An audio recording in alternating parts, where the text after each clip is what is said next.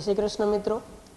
Last time આપણે દ્રાવણોની અંદર સાંદ્રતાના એકમો વિશે વાત કરેલી હતી, જેની અંદર ખાસ કરીને આપણે ટકાવારીના એકમો વિશે વાત કરી હતી। દળથી ટકાવારી, કદથી ટકાવારી, દળ કદથી ટકાવારી, એના ફોર્મ્યુલાઓ કેવી રીતના હોઈ શકે, એની ઉપર તાપમાનની અસર કેવી રીતના થાય, જેની વાત આપણે લાસ્ટ લેક્ચરની અંદર કરેલી હતી। ફરીથી આપણે સાંદ્રતાને માત્રાત્મક રીતે રજૂ કરતા થોડાક એકમો વિશે વાત કરીએ, જેમાં આપણે સ્ટાર્ટ કરીએ અત્યારે નોર્માલિટીથી।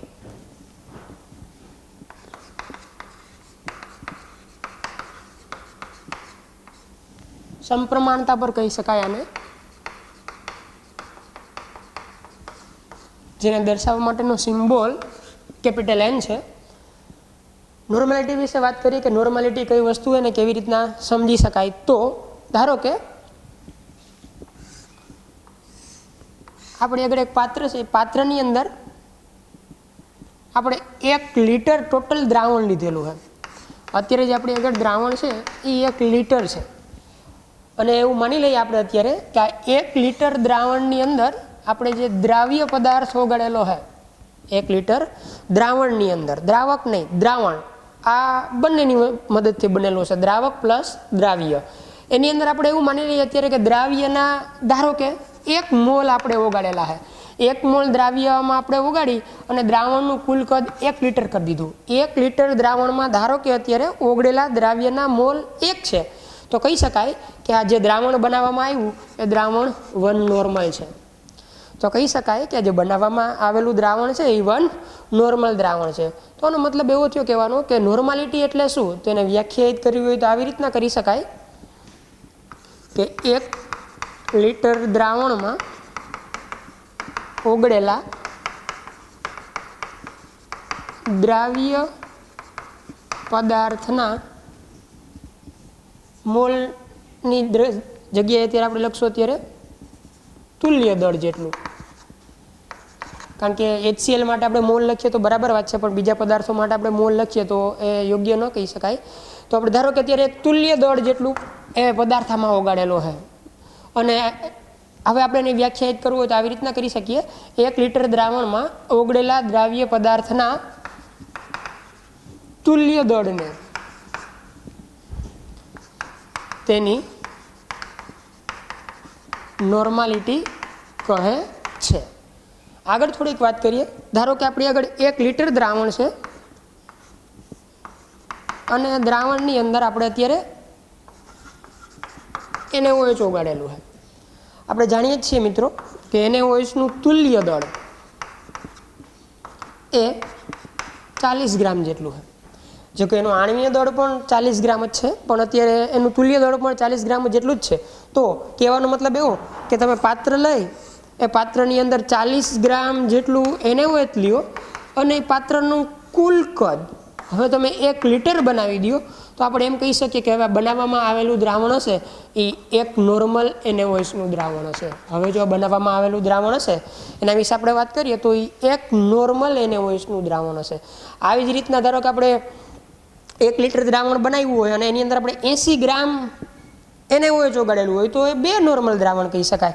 મતલબ એવો કે 1 લીટર દ્રાવણમાં જો પદાર્થના તુલ્ય ભાર જેટલો, તુલ્ય દળ જેટલો જો પદાર્થ ઓગાળવામાં આવ્યો હોય તો એને 1 નોર્મલ દ્રાવણ કહેવામાં આવે।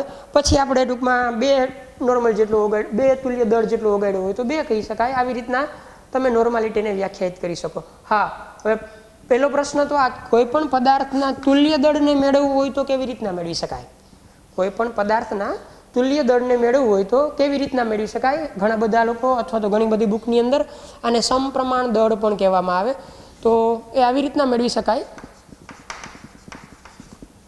ધારો કે આપણી આગળ અત્યારે કોઈ પદાર્થ એસિડ છે, તો એસિડ માટે તુલ્ય દળ બરાબર અણુભાર એટલે કે આણ્વીય દળના છેદમાં એ એસિડની બેઝિકતા થાય।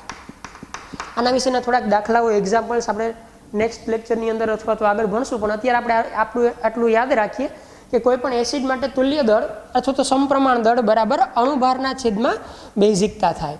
અને કોઈ પણ બેઝ લઈએ, કોઈ પણ પદાર્થ આપણી આગળ જો બેઝ હોય તો બેઝ માટે તુલ્ય દળ કે સમપ્રમાણ દળ બરાબર અણુભારના છેદમાં એસિડિકતા થાય. હવે તમે જાણો જ છો કે કોઈ પણ બેઝની એસિડિકતા એટલે એ કેટલા પ્રોટોનને સ્વીકારી શકે, કોઈ પણ એસિડની બેઝિકતા એટલે કેટલા પ્રોટોન આપી શકે અથવા તો કેટલા OH આપી શકે વગેરે વગેરે. અને જો કોઈ પણ પદાર્થ ક્ષાર હોય અથવા તો તટસ્થ પદાર્થ હોય તો એના માટે તુલ્ય દળ બરાબર મોટા ભાગે અણુભારના છેદમાં સંયોજકતા હોઈ શકે. અથવા તો જો રેડોક્સ પ્રક્રિયા થતી હોય તો 1 મોલ પદાર્થ દ્વારા થતા ઇલેક્ટ્રોનની સંખ્યા હોય. જો પ્રક્રિયા રેડોક્સ થતી હોય તો સંયોજકતા અથવા તો એમ પણ કહી શકાય કે 1 મોલ પદાર્થ દ્વારા થતી ઇલેક્ટ્રોનની અદલાબદલી એની સંખ્યા એને આપણે એનાથી ડિવાઈડ કરી શકીએ. જેમ કે KMnO4 એસિડિક મીડિયમની અંદર હોય તો +7 માંથી +2 થાય તો 5 ઇલેક્ટ્રોન થાય. એટલે આપણે KMnO4 માટે લખતા હોય એસિડિક મીડિયમમાં કે અણુભાર તુલ્ય ભાર બરાબર અણુભારના છેદમાં 5 આવી રીતના કહી શકાય. એટલે કે નોર્મલ વાત છે કે એસિડનો તુલ્ય દળ મેળવવું હોય, બેઝનું તુલ્ય દળ મેળવવું હોય કે કોઈ પણ પદાર્થનું તુલ્ય દળ મેળવવું હોય તો કેવી રીતના મેળવી શકાય. એસિડ માટે એની બેઝિકતા લેવામાં આવે, બેઝ માટે એની એસિડિકતા લેવામાં આવે અને ક્ષાર માટે સંયોજકતા અથવા તો રેડોક્સ પ્રક્રિયામાં અદલા બદલી પામતા ઇલેક્ટ્રોનની સંખ્યા લેવામાં આવે.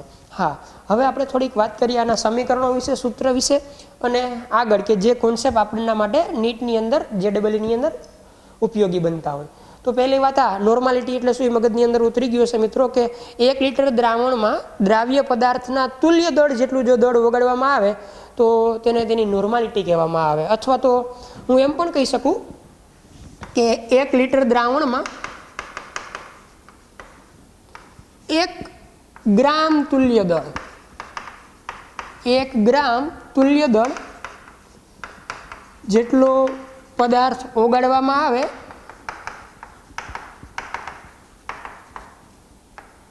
તો બનતું દ્રાવણ એક નોર્મલ હશે. વાત આ આવી કે 1 ગ્રામ તુલ્ય દળનો મતલબ શું થાય? તો 1 ગ્રામ તુલ્ય દળનો મતલબ થાય કોઈ પણ પદાર્થના તુલ્ય દળ જેટલું જ દળ. હવે ધારો કે હું NaOH માટે વાત કરું તો NaOH માટે 1 ગ્રામ તુલ્ય દળનો મતલબ થાય 40 ગ્રામ. તમારે એક વખત લેવાનું છે એનું તુલ્ય દળ. ઘણા બધા લોકોને આ મિસઅન્ડરસ્ટેન્ડિંગ હોય. અમુક બુકોની અંદર આવો શબ્દ યુઝ કરેલો હોય કે 1 લિટર દ્રાવણમાં 1 ગ્રામ તુલ્ય દળ જેટલા પદાર્થને ઓગાળવામાં આવે તો બનતા દ્રાવણને એક નોર્મલ દ્રાવણ કહેવાય. તો લોકો એવું સમજતા હોય કે શું આપણે 1 ગ્રામ NaOH લઈને 1 લિટર જેટલું દ્રાવણ બનાવીએ તો એક નોર્મલ કહેવાય?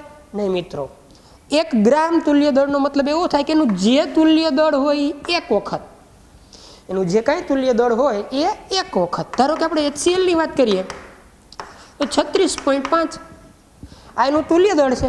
તો આપણે 1 લિટર દ્રાવણ બનાવવું હોય HClનું એક નોર્મલ તો આપણે 36.5 ગ્રામ જેટલું HCl એમાં ઓગાળવું પડે. આ 36.5 ગ્રામ જેટલા HClને 1 ગ્રામ તુલ્ય દળ કહેવાય. એને શું કહેવાય?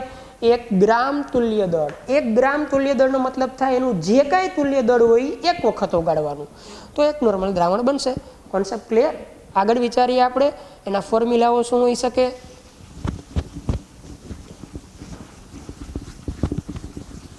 કેવી રીતના આપણે એને સમજી શકીએ.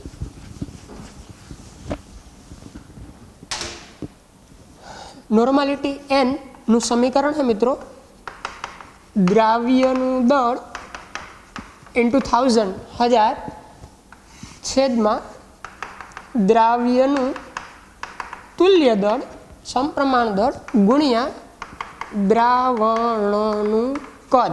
દ્રાવણનું કદ કે જેને આપણે અત્યારે લેશું mlની અંદર, જેને આપણે લેશું અત્યારે mlની અંદર. તો એક ફોર્મ્યુલા આવું પણ લખી શકાય. એક મિત્રો વાત યાદ રાખજો આગળ કે દ્રાવક અને દ્રાવ્ય માટે આપણે થોડાક સિમ્બોલ લખીએ.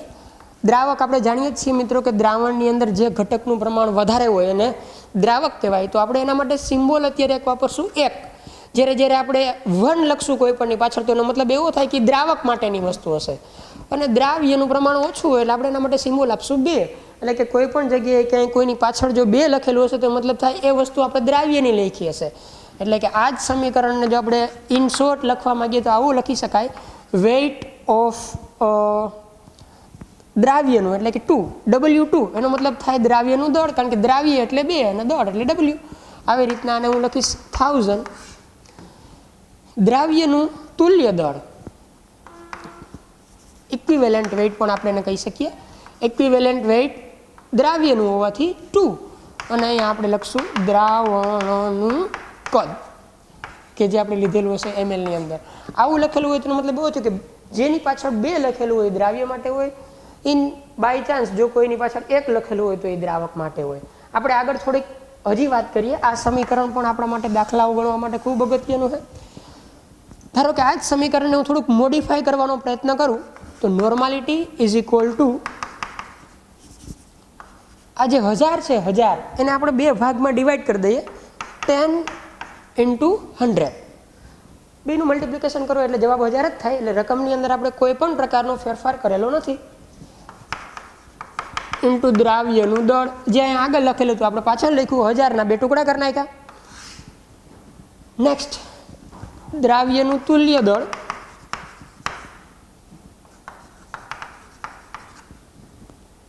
ગુણ્યા દ્રાવણનું કદ.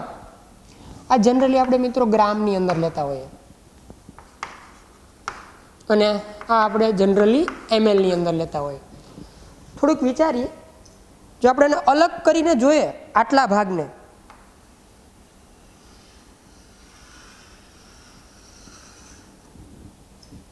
જો આપણે આટલા ભાગને અલગ કરીને જોઈએ મિત્રો તો આપણને લાસ્ટ લેક્ચર યાદ આવે કે એના માટે આપણે એક ફોર્મ્યુલા લખેલું હતું કે દ્રાવ્યનું દળ છેદમાં દ્રાવણનું કદ ગુણ્યા 1000 એટલે normality is equal to 10 cross percentage weight by volume by દ્રાવ્યનું તુલ્ય દળ.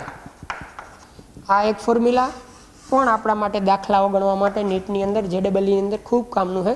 તમારે યાદ રાખવું હોય તો તમે ડાયરેક્ટલી પણ યાદ રાખી શકો, પણ બાય ચાન્સ જો ક્યારેય ભૂલાઈ જાય તો એ ફોર્મ્યુલા કેવી રીતના આવ્યું એના માટેનો આ ઉકેલ છે. તો આપણે કહી શકીએ કે normality is equal to 10 × percentage weight by volume અને દ્રાવ્યનું તુલ્ય દળ. ક્યારેક કેવું કરવામાં આવે મિત્રો કે તમે ક્વેશ્ચનની અંદર દ્રાવ્યનું તુલ્ય દળ આપ્યું હોય અને તમને દ્રાવણની ટકાવારી આપી હોય વેઇટ બાય વોલ્યુમ અને તમને દ્રાવણની નોર્માલિટી પૂછી હોય તો તમારે બીજું કાંઈ કરવાનું હોતું નથી, ડાયરેક્ટ આપણે ફોર્મ્યુલાનો ઉપયોગ કરવાનો હોય. હજી થોડુંક આપણે ફોર્મ્યુલાને મોડિફાઈડ કરીએ. ધારો કે આપણે આમ લખીએ નોર્માલિટી ઇઝ ઇક્વલ ટુ દ્રાવ્યનું દળ, અથવા તો આમ પણ લખી શકાય 10 ડાયરેક્ટ લખીએ તો 1000ના ફરીથી આપણે 2 ટુકડા કરી દીધા. દ્રાવ્યનું દળ કે જનરલી આપણે જેને ગ્રામમાં લેતા હોઈએ છેદમાં દ્રાવ્યનું તુલ્ય દળ દ્રાવણનું કદ mlમાં આપણે એઝ ઇટ ઇઝ રાખ્યું. હવે આપણે એવું કરીએ મિત્રો કે સમીકરણને બે સાઈડથી અંશ અને છેદમાં દ્રાવણના સમીકરણને મે બી normality is equal to 10 cross દ્રાવ્યનું દળ ગ્રામમાં જે હતું એ જ દ્રાવ્યનું તુલ્ય દળ ક્રોસ દ્રાવણનું કદ mlમાં. આ આપણી આગળ હતું જ. હવે આપણે મિત્રો એવું કરીએ કે બંને અંશ અને છેદ બંનેની અંદર આપણે દ્રાવણના દળથી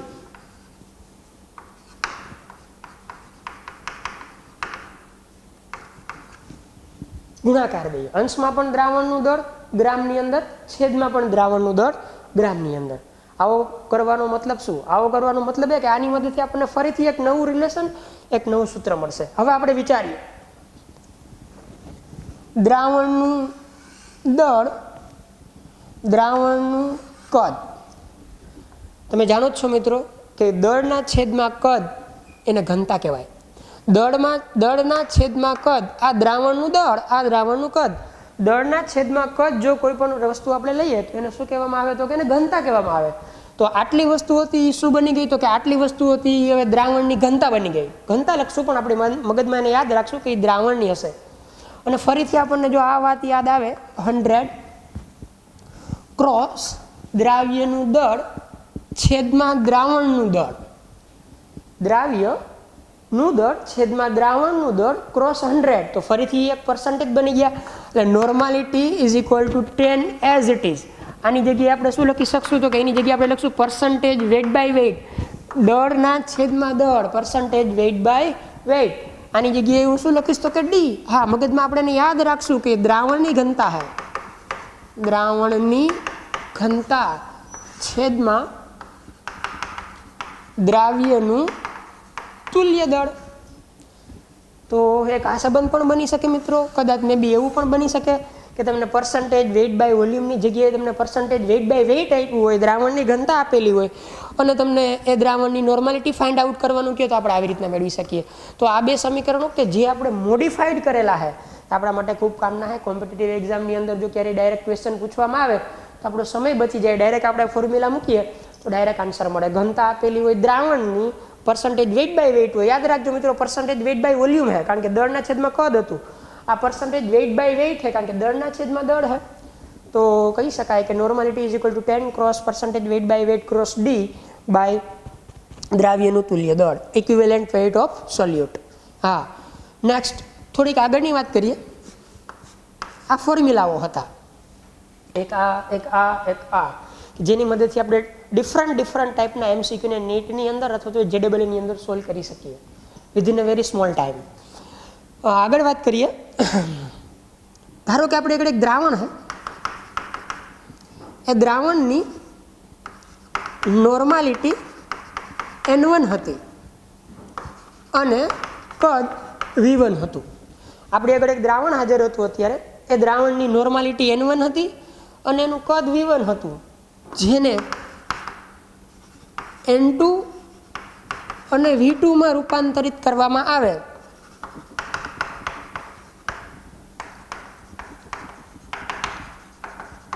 તો તેની વચ્ચેનો સંબંધ આપણે આવી રીતના કહી શકીએ. મતલબ એવો કે આપણે આગળ એક પાત્ર હતું, એમાં એક દ્રાવણ ભરેલું હતું. શરૂઆતમાં એની સાંદ્રતા ધારો કે N1 હતી, એનું કદ V1 હતું. હવે આપણે એમાં કંઈક ફેરફાર કર્યો, રૂપાંતરણ કર્યું અને એની સાંદ્રતાને બદલાવીને N2 કરી નાખી અને એના કદને બદલાવીને V2 કરી નાખ્યું. તો એની વચ્ચેનો સંબંધ શું હશે? Very simple, N1 V1 is equal two N2 V2. N1 V1 is equal two N2 V2. એટલે આવો ક્યારેક ક્વેશ્ચન કરેલો હોય કે 0.1 નોર્મલ દ્રાવણનું કદ 500 ml હતું, હવે તે દ્રાવણનું કદ 1000 ml કરવામાં આવે તો તેની નોર્માલિટી કેટલી બને? તો આપણે આ પ્રકારના સમીકરણની મદદથી આપણે એને સોલ્વ કરી શકીએ. Concept clear? દ્રાવણ એનું એ જ છે, એક પરિસ્થિતિમાંથી તમે એનું રૂપાંતરણ બીજી પરિસ્થિતિમાં કર્યું, કાં તો તમે એનું ડાયલ્યુશન કર્યું મતલબ કે મંદન કર્યું, કાં તમે એને ટૂંકમાં સાંદ્ર બનાવો, વોટેવર. આપણે N1 V1 is equal two N2 V2 ની મદદથી એને કેલ્ક્યુલેટ કરી શકીએ. હજી એક અગત્યનો કોન્સેપ્ટ, આ એમસીક્યુ સોલ્વ કરવા માટેના રસ્તા છે. ધારો કે તમને કોઈ એવું પૂછે કે ભાઈ આપણી આગળ બે કરતાં વધારે દ્રાવણો છે. કોઈ એક દ્રાવણ આપણી આગળ એક છે,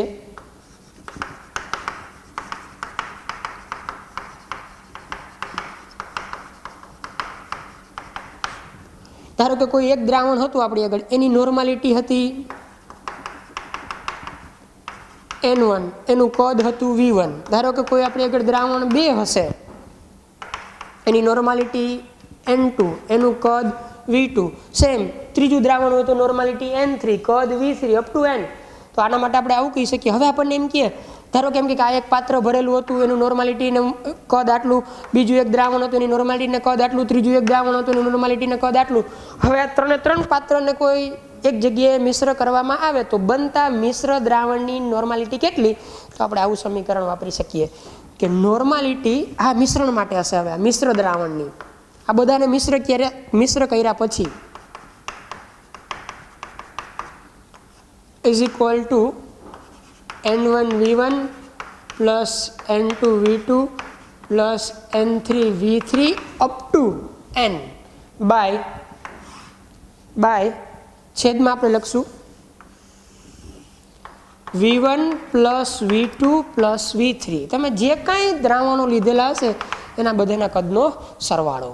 તો આ એક યાદ રાખજો મિત્રો કે 2 કરતાં વધારે કે 2 દ્રાવણોને મિશ્ર કરવામાં આવે તો મિશ્ર દ્રાવણની નોર્માલિટી કેટલી થાય? હું ફરીથી બોલું તો મિશ્ર દ્રાવણ માટે નોર્માલિટી બરાબર N1 V1 plus N2 V2 plus N3 V3 up to N divided by V1 plus V2 plus V3 up to N, તમે જેટલા પાત્રોને મિશ્ર કરેલા હોય એ બધા જ પાત્રનું કદ.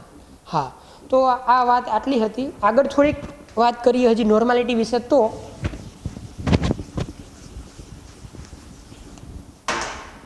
હવે આપણને કોઈ એવું પૂછે કે નોર્માલિટી ઉપર તાપમાનની કોઈ અસર થઈ શકે, તો આપણે ત્યારે વાત કરેલી હતી કે જો કોઈના સમીકરણની અંદર કદ એવો શબ્દ આવતો હોય તે તાપમાનની સાથે બદલાતું હોય તો આપણે લખશું કે ભાઈ નોર્માલિટી ઉપર તાપમાનની અસર થશે. તાપમાન બદલાવશો તો નોર્માલિટી બદલાઈ જશે, કાં તો કે એની અંદર કદ એવો શબ્દ આવે અને કદનો આધાર તાપમાન ઉપર હોય. મિત્રો, ઘણી બધી વખત કોમ્પિટિટિવ એક્ઝામની અંદર આવા શબ્દ વાપરેલા હોય. ધારો કે આપણે એન લખીએ તો એનો મતલબ થાય નોર્મલ દ્રાવણ અથવા તો એક નોર્મલ દ્રાવણ. ધારો કે કોઈ જગ્યાએ આવું લખેલું હોય તો આપણને ખબર પડી જાય કે ભાઈ હાફ n/2 આને લખવામાં આવે મિત્રો સેમી નોર્મલ દ્રાવણ. ધારો કે તમને એમ કહી દેવામાં આવે કે એને હોય સેમી નોર્મલ દ્રાવણ છે તેને આની સાથે મિક્સ કર્યું, વોટ એવર કોઈ પણ પ્રશ્ન પૂછે તો સેમીનો મતલબ થાય n/2. સેમ થિંગ જો n/5 હોય તો એને પેન્ટી નોર્મલ દ્રાવણ વચાય, n/10 હોય તો એને ડેસી નોર્મલ દ્રાવણ વચાય. આવી જ રીતના જો n/100 હોય, ક્યારેક ક્યારેક આવું પૂછી લે કે ડેસી નોર્મલ દ્રાવણ હોય તો આપણે સમજી જવાનું થાય કે n/10 હોય. આવી જ રીતના જો n/100 હોય તો એને સેન્ટી નોર્મલ દ્રાવણ કહેવામાં આવે, સેન્ટી નોર્મલ દ્રાવણ કહેવામાં આવે. સપોઝ કે n/1000 હોય તો પછી એને મિલી નોર્મલ દ્રાવણ કહેવામાં આવે. આવી જ રીતના ધારો કે 5n હોય તો એને પેન્ટા નોર્મલ દ્રાવણ કહેવાય. અહીંયા પેન્ટી નોર્મલ હોય એનું પેન્ટા નોર્મલ હોય. 10 નોર્મલ હોય તો એને ડેકા નોર્મલ દ્રાવણ કહેવાય. એટલે કે કોન્સેપ્ટની દ્રષ્ટિએ કામ ના થાય કે ક્યાંય જો શબ્દ વાપરેલા હોય તો ગભરાવાની જરૂર નથી. એનો મતલબ આ થાય n મીન્સ નોર્મલ દ્રાવણ, n/2 means semi normal, n/5 means penti normal, n/10 means deci normal, n/100 means centi normal, n/1000 means milli, 5n means penta normal and 10n means deca normal. તો આ જે કાંઈ વાત હતી કોન્સેપ્ટની એક આપણે નોર્માલિટીની અંદર વિચારી. તો નોર્માલિટીની અંદર જે કાંઈ કોન્સેપ્ટ હતા, જે કાંઈ પ્રોબ્લેમ હતા આપણે બધા અત્યારે સોલ્વ કરી લીધા. મતલબ કે સૂત્ર, તાપમાન ઉપરની અસર થાય કે ન થાય, કેવી રીતના બદલાય, એ બધી જ વાત. દાખલાઓ આપણે આગળ વિચારશું. આપણે અત્યારે હવે સાંદ્રતાનો બીજો એક એકમ વિચારીએ કે જે એકમનું નામ છે મોલારિટી. મોલારિટી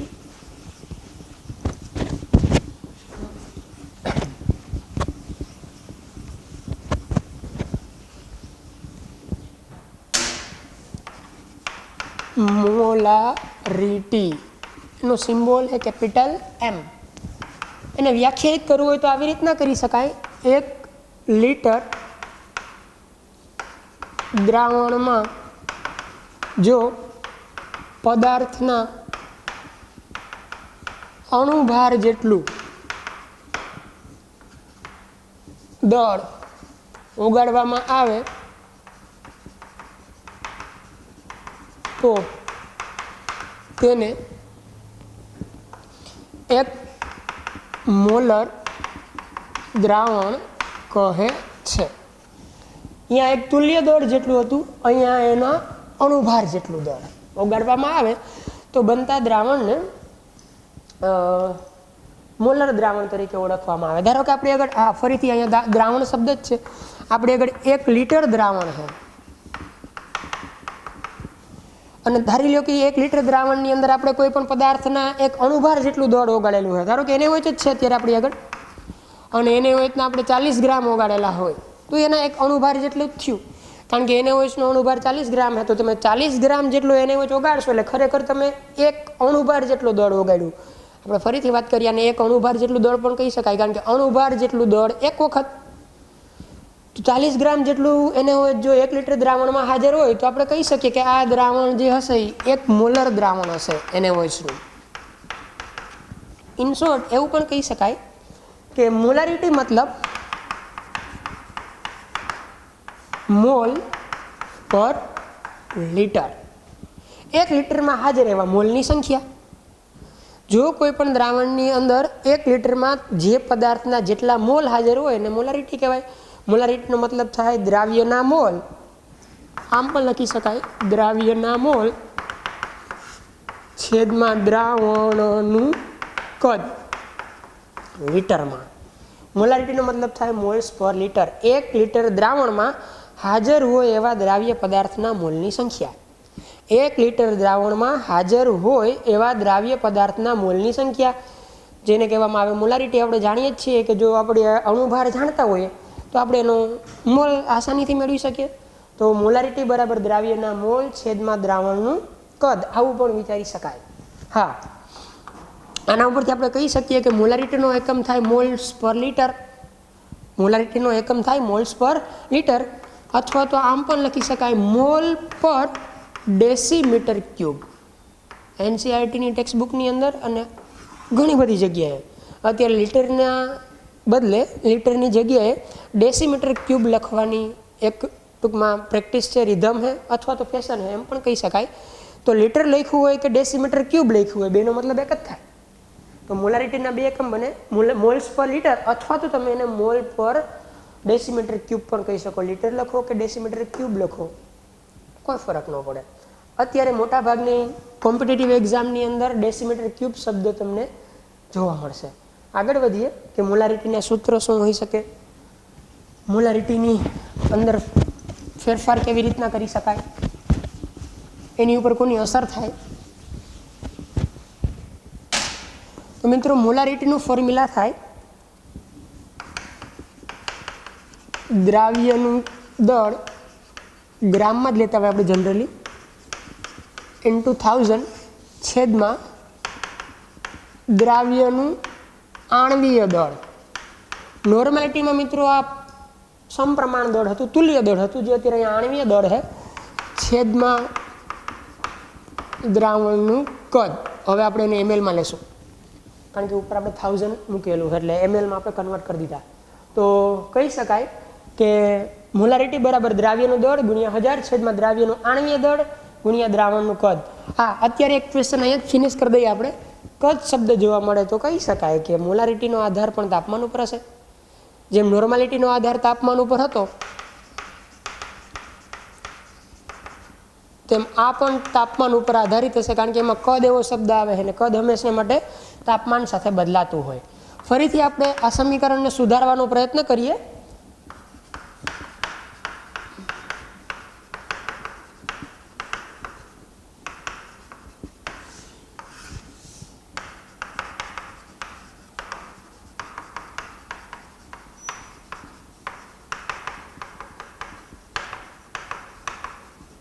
હવે મારે કંઈ બહુ જાજી વાત કરવાની જરૂર નથી. આપણે શું કર્યું એ તમે સમજી ગયા હો. 1000ના બે ટુકડા કર્યા, 10 × 100. દ્રાવ્યનું દળ થોડુંક આપણે આ બાજુ લખ્યું, આ બધું એઝ ઇટ ઇઝ રાખ્યું. આવું શા માટે કર્યું? તો કે આવી આપણને ખબર હતી કે આના બરાબર એક બીજી ક્વોન્ટિટી થાય, તો હું કહી શકું કે molarity is equal to 10 cross percentage weight by volume cross divided by દ્રાવ્યનું આણ્વીય દળ. નોર્માલિટી અને મોલારિટીના ફોર્મ્યુલામાં ફરક એટલો, અહીંયા 10 ક્રોસ વેઇટ બાય વોલ્યુમ જ હતું, પણ અહીંયા દ્રાવ્યનું તુલ્ય દળ, સમપ્રમાણ દળ લેવામાં આવે, જ્યારે અહીંયા દ્રાવ્યનું આણ્વીય દળ લેવામાં આવે. કોન્સેપ્ટ ક્લિયર હશે મિત્રો? આ સમજવાની હવે આપણે આગળ હજી એક સમીકરણની મદદથી કોશિશ કરીએ, પ્રયત્ન કરીએ. ધારો કે આપણે આવું લખેલું હતું, ત્યારે આને જ આપણે ફરીથી સુધારીએ. 10 ક્રોસ 1000 ક્રોસ દ્રાવ્યનું દળ, હવે હું ગ્રામ લખતો નથી, તમે જાણો છો, બાય દ્રાવ્યનું આણ્વીય દળ ક્રોસ દ્રાવણનું કદ. ફરીથી આપણે સેમ પેટર્ન યુઝ કરીએ. અંશ અને છેદમાં દ્રાવણનું કદ લઈએ. દ્રાવણનું કદ.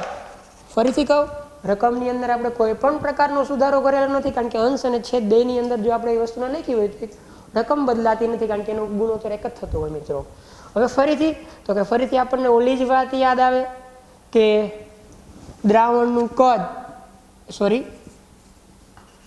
દળ, દ્રાવણનું દળ છેદમાં દ્રાવણનું કદ, દળના છેદમાં કદ એટલે દ્રાવણની ઘનતા. અને ફરીથી આ આખી વાત વિચારીએ તો પર્સન્ટેજ વેઇટ બાય વેઇટ, અહીંયા volume by weight by volume હતા, ફરીથી આપણે યુઝ કરશું વેઇટ બાય વેઇટ. તો ફોર્મ્યુલા આવું બનશે, 10 cross percentage weight by weight D કોણ તો કે દ્રાવણની ઘનતા ના છેદમાં દ્રાવણનું આણ્વીય દળ એક જ વસ્તુ બચી હવે આપણી આગળ આ સમીકરણ પણ ખૂબ કામનું છે આપણે સ્વાધ્યાયની અંદર દાખલાઓ ગણવા માટે આપણે આવા પ્રકારના સમીકરણોનો ઉપયોગ કરશું કદાચ સમીકરણ ભૂલાઈ જાય તો આપણે 1 મિનિટની અંદર આવી રીતે એને તારવી શકીએ એટલા માટે હું દર વખતે આવું સ્ટેપ લખું નહીં તો ડાયરેક્ટ સમીકરણ પણ લખી શકાય કે મોલારિટી બરાબર 10 cross percentage weight by weight cross density by દ્રાવ્યનું આણ્વીય દળ પણ એના કરતાં વધારે સરળ કે જો આપણે એક વખત જોયું હોય તો ખ્યાલ આવે નેક્સ્ટ મોલારિટીની જેમ જ મિત્રો ધારો કે દ્રાવણની મોલારિટી M1 અને કદ V1 હોય દ્રાવણની મોલારિટી M1 અને કદ V1 હોય જે બદલાય અને M2 અને V2 થાય તો એના વચ્ચેનો સંબંધ આપણે આવો લખી શકીએ M1 V1 = M2 V2 તો એના વિશેનો સંબંધ આપણે આવી રીતના લખી શકીએ M1 V1 = M2 V2 આ પ્રારંભિક સાંદ્રતા અને કદ હશે મોલારિટી આ અંતિમ સાંદ્રતા અને કદ હશે આ જ વસ્તુ ફરીથી આપણે વિચારીએ એક કરતાં વધારે દ્રાવણો માટે ધારો કે આપણે એક દ્રાવણ હાજર છે બીજું દ્રાવણ હાજર છે ત્રીજું દ્રાવણ હાજર છે એક કરતાં વધારે દ્રાવણો હાજર છે ધારો કે આની નોર્માલિટી M1 છે આનું કદ V1 છે આની મોલારિટી M2 છે આનું કદ V2 છે M3 છે V3 છે અપ ટુ N હોઈ શકે અને માની લો કે બધા જ દ્રાવણોને આપણે હવે એક જ પાત્રમાં મિશ્ર કરી દીધા આમાં દ્રાવણ 1 પણ આવી ગયું દ્રાવણ 2 પણ આવી ગયું અને દ્રાવણ 3 પણ આવી ગયું તો 2 કે 2 કરતાં વધારે દ્રાવણોને કે જેની મોલારિટીઓ અને કદ અલગ અલગ છે એને મિશ્ર કરવામાં આવે તો મિશ્ર દ્રાવણનું મોલારિટીનું મૂલ્ય આ હશે આ જ વસ્તુ હું અત્યારે અહીંયા લખવાનો પ્રયત્ન કરું છું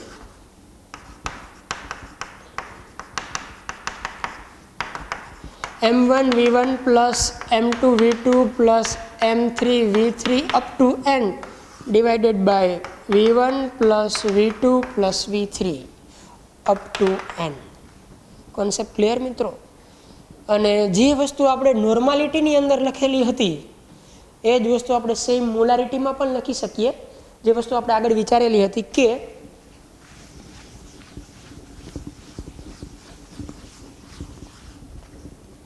આમ હોય તો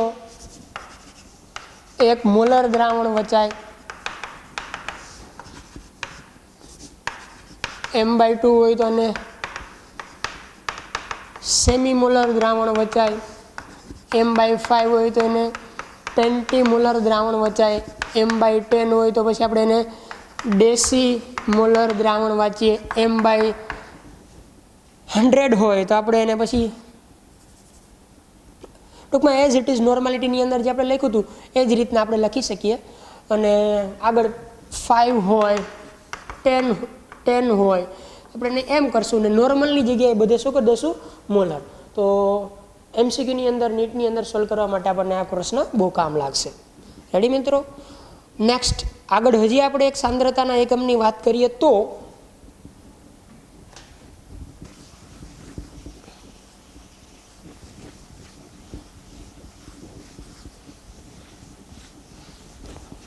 ટૂંકમાં નોર્માલિટીની અંદર આપણે જે લખેલું હતું એ જ વસ્તુ આપણે મોલારિટીની અંદર લખી શકીએ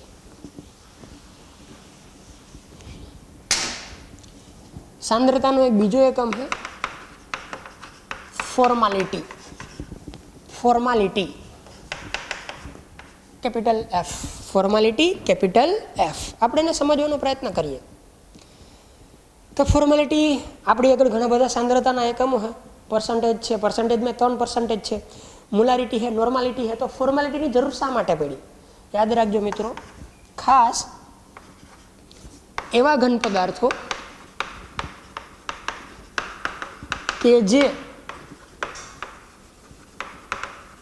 ઘન અવસ્થામાં પણ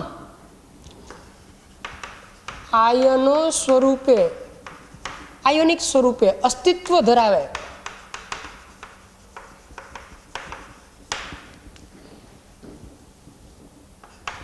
તેના માટે ફોર્માલિટી એકમ વાપરવામાં આવે.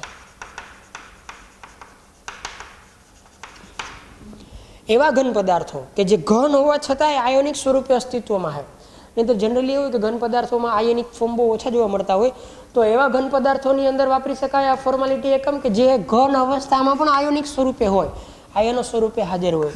જેમ કે એનું ખૂબ અગત્યનું ઉદાહરણ એટલે ફટકડી, પોટેશ એલમ, પોટાશ એલમ,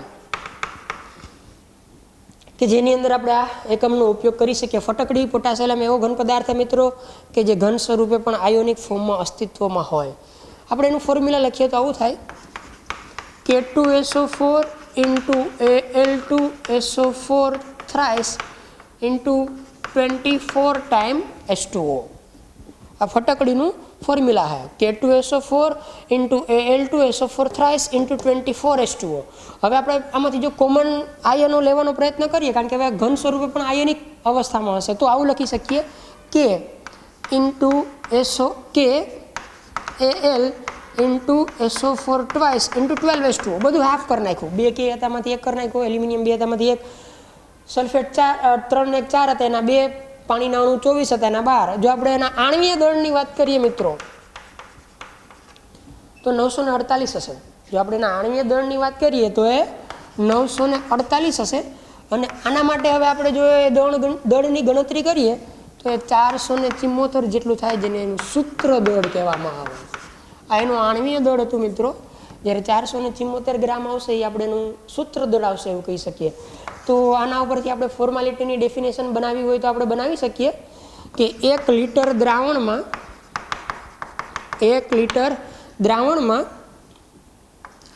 1 સૂત્ર દળ જેટલું દળ ઓગાળવામાં આવે ત્યારે બનતા દ્રાવણને એક ફોર્મલ અને ફોર્મલ વચ્ચે દ્રાવણ કહે છે. હવે કોઈ ફટકડી માટે કહે કે એનું 1 ગ્રામ સૂત્રદળ જેટલું દળ ઓગાળો, તો આપણે ઓગાળવાનું થાય 474 ગ્રામ, કારણ કે એનું સૂત્રદળ 474 ગ્રામ છે. તો 1 સૂત્રદળનો મતલબ થાય સૂત્રદળ જેટલું વજન, વજન નહીં, દળ 1 વખત. ઘણી બધી બુકની અંદર વજન શબ્દ પણ લખેલો હોય, પણ એ પ્રોપર નથી મિત્રો. સામાન્ય રીતે આપણે દળ એવો શબ્દ વાપરવાનો હોય. તો 1 સૂત્રદળ જેટલું, એટલે કે આપણે 1 લિટર દ્રાવણ બનાવીએ, આપણે દ્રાવણ બનાવ્યું, આ દ્રાવણ બની ગયું.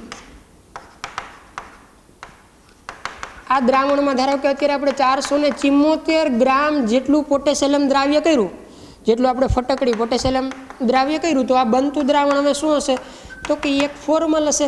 કારણ કે 474 ગ્રામ એટલે શું તો કે 1 સૂત્રદળ જેટલું દળ 1 વખત. તો કહી શકાય કે એક ફોર્મલ દ્રાવણ આવી રીતના બનાવી શકાય. હવે આપણે એના ફોર્મ્યુલાઓ વિચારીએ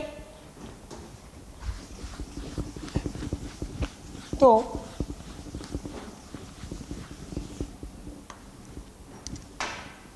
ફોર્માલિટી ઇઝ ઇક્વલ ટુ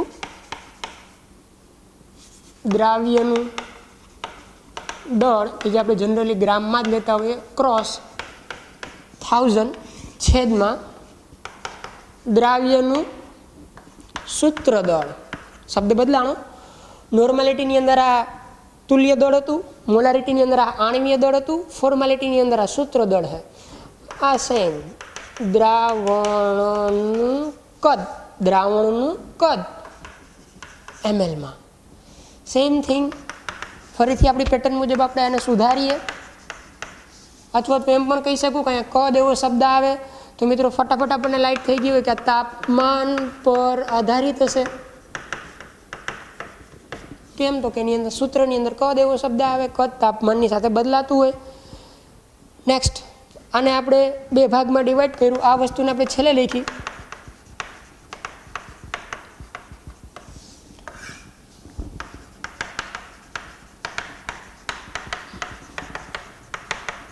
દ્રાવણનું કદ mlમાં. ફરીથી એક ફોર્મ્યુલા है, formality is equal to 10 cross percentage गुणाकार है परसेंटेज वेट बाय वॉल्यूम. खबर न पड़ती जोई लेवानुं, वेट बाय वॉल्यूम દ્રાવ્યનું સૂત્ર દળ.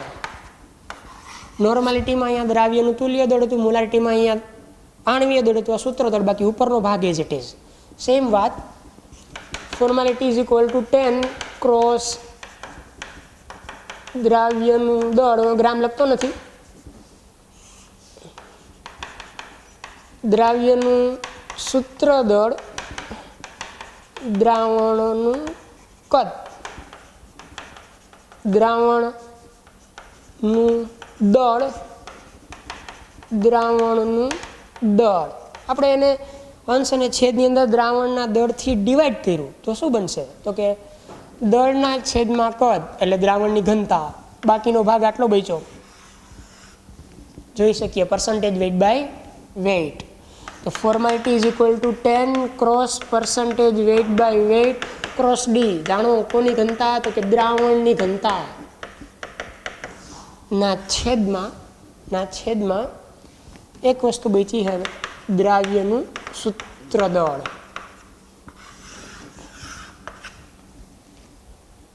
તો કહી શકાય કે ફોર્માલિટીનું સૂત્ર આ બનશે. ફોર્માલિટીના વેઇટ બાય વોલ્યુમના સ્વરૂપમાં સમીકરણ લખવું હોય તો આવું બની શકે, વેઇટ બાય વેઇટના સંદર્ભમાં લખવું હોય તો આવી રીતના બની શકે. બાકી બીજી બધી જ વાત એઝ ઇટ ઇઝ જે આપણે નોર્માલિટી અને મોલારિટીમાં કરેલી છે.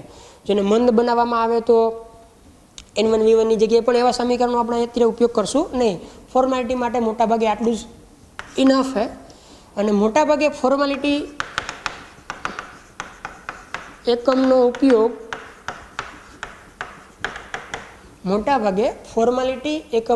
ઉપયોગ તબીબી ક્ષેત્રે અને ફાર્મા ઇન્ડસ્ટ્રીમાં થાય.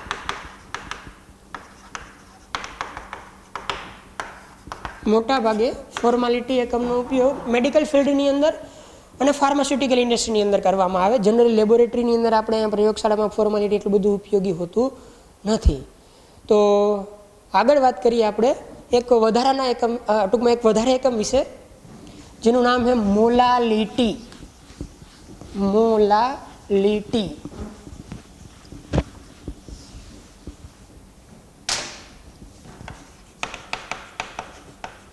મોલારિટી નહીં મિત્રો, મોલાલિટી. આનો સિમ્બોલ થાય સ્મોલ એમ. મોલારિટી હતું કેપિટલ એમ, મોલાલિટી સ્મોલ એમ. અહીંયા થોડોક કોન્સેપ્ટ બદલાય છે. ધારો કે આપણે આગળ અત્યારે દ્રાવક હાજર છે અને દ્રાવક 1 કિલોગ્રામ જેટલું છે. શબ્દ બદલાયો હોય આપણે. આની પહેલાં હું આવું શબ્દ વાપરતો હતો, 1 લીટર દ્રાવણ છે, 1 લીટર દ્રાવણ છે. અત્યારે આપણે આવો શબ્દ વાપર્યો. આપણે આગળ દ્રાવક છે એ લીટરની અંદર નથી લીધું મિત્રો, અત્યારે આપણે એને કિલોગ્રામની અંદર લીધું. ધારો કે આપણે 1 કિલોગ્રામ કોઈ એક દ્રાવક લઈ લીધો, માની લો કે પાણી જ છે, 1 કિલોગ્રામ દ્રાવક લીધો અને હવે આપણે એમાં કોઈ પણ એક પદાર્થના, કે કયો પદાર્થ? તો કે દ્રાવ્ય પદાર્થ હશે, એના મોલને લઈએ, દળ લઈએ કે મોલ ને ઓગાડીએ. ધારો કે આપણે એમાં 1 મોલ ઓગાડ્યો, કોઈ પણ 1 કિલોગ્રામ દ્રાવકમાં 1 મોલ દ્રાવ્ય પદાર્થ ઓગાડ્યો અને હવે જે દ્રાવણ બન્યું મિત્રો, સ્ટર કર્યા પછી, હલાવ્યા પછી, એને હું કહીશ કે 1 મોલલ દ્રાવણ છે.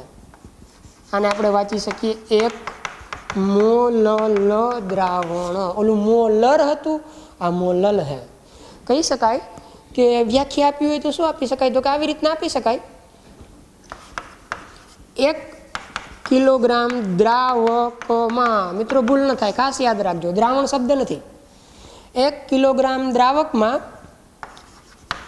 ઓગળેલા દ્રાવ્ય પદાર્થના મોલને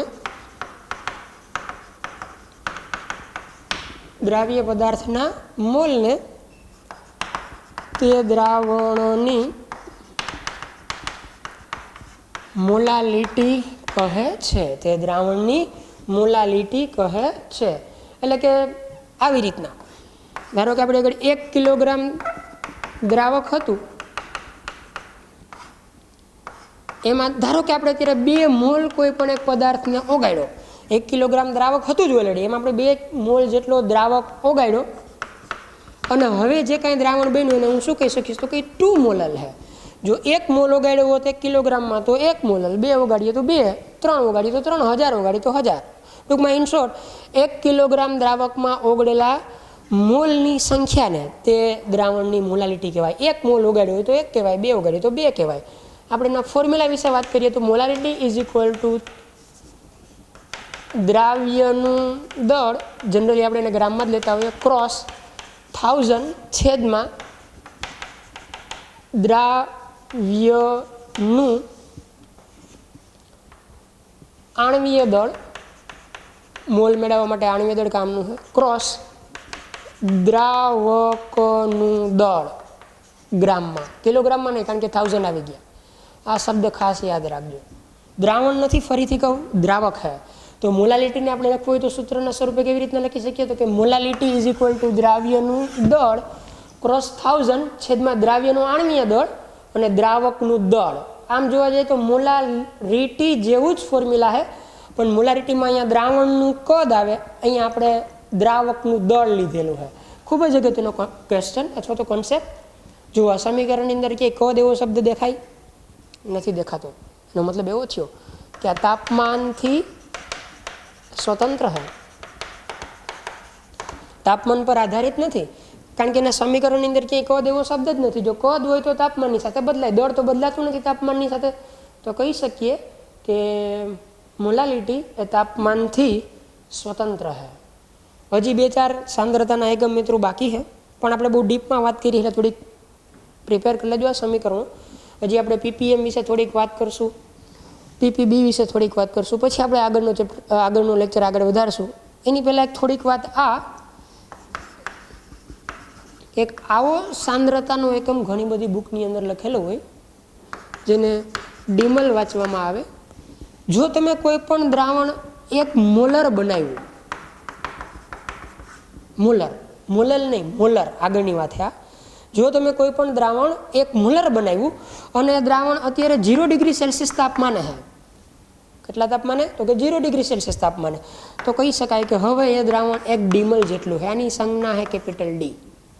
આના વિશે મેં એની પહેલાંના લેક્ચરમાં પણ વાત કરી હતી કે આપણે સાંદ્રતાના એક નવા એકમ વિશે વાત કરશું. ડીમલ તો ડીમલ, બીજું કાંઈ નથી. 0 ડિગ્રી સેલ્સિયસ તાપમાને જો કોઈ પણ 0 ડિગ્રી સેલ્સિયસ તાપમાને જો કોઈ પણ દ્રાવણની સાંદ્રતા 1 મોલર હોય તો એને 1 ડીમલ કહેવાય. 0 ડિગ્રી સેલ્સિયસ તાપમાને હાજર દ્રાવણની જો સાંદ્રતા 1 મોલર હોય તો એને 1 ડીમલ કહેવામાં આવે. વધારે નેક્સ્ટ ટાઈમ.